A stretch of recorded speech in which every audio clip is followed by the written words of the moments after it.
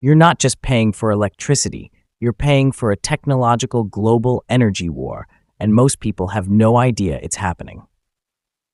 The US currently imports 95% of its enriched uranium for nuclear plants.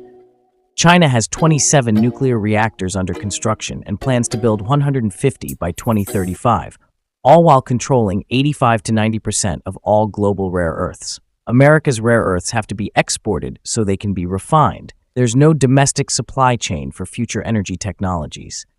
Coal and natural gas can get us by for now, but the US has some serious work to do if it wants to achieve global energy dominance.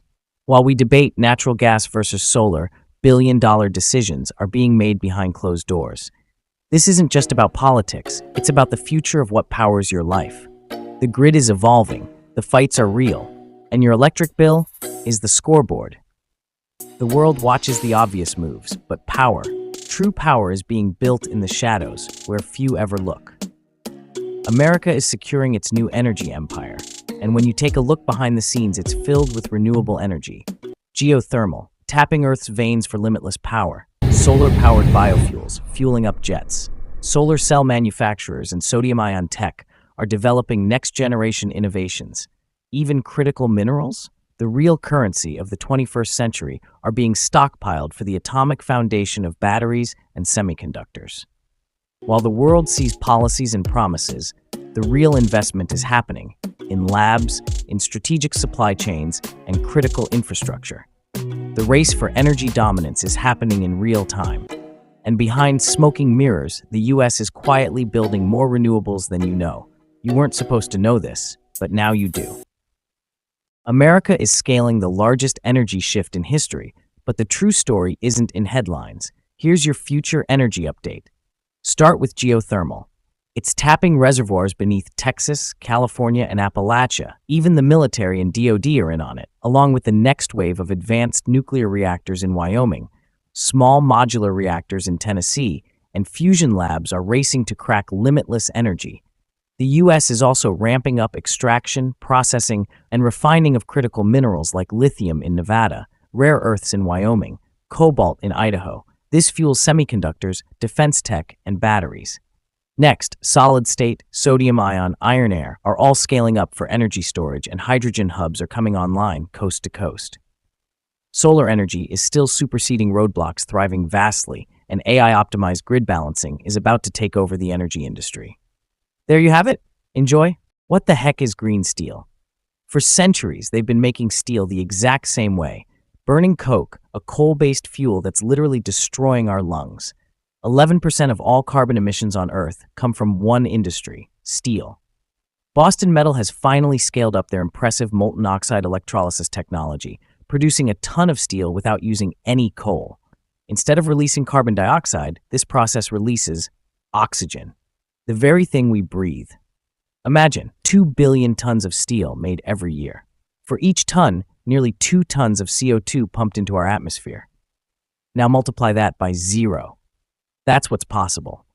What started as a coffee cup-sized experiment just 12 years ago now produces a ton of green steel. By 2026, they'll have a full demonstration plant ready to go global. The technology exists. The science is proven. The only question is, will we embrace it fast enough? You wouldn't know this, but 99% of uranium for our power plants imported from foreign countries. And China controls the minerals that power everything on your device right now. The president declared our mineral dependence a national security threat. Think of this: our phones, laptops, their batteries, all the high-tech defending our nation, all produced by foreign powers. We have one rare earth mine. One. While China controls over 80% of global supply, the Defense Production Act has been activated, funding new processing facilities for lithium, nickel, copper, uranium, and more. This means more than mining. It opens the door for energy independence and economic sovereignty. Every lithium battery, every nickel component in your smartphones, every uranium rod powering cleaner electricity, all American-made. Just remember, the nations that control these minerals will control the 21st century. For decades, energy policy has been built on supply limitations. But what happens when the sun delivers 10,000x our global energy needs every day? Solar storage isn't subtractive. It's exponential. Every panel, every battery strengthens our grid. Solar is already the cheapest form of new energy.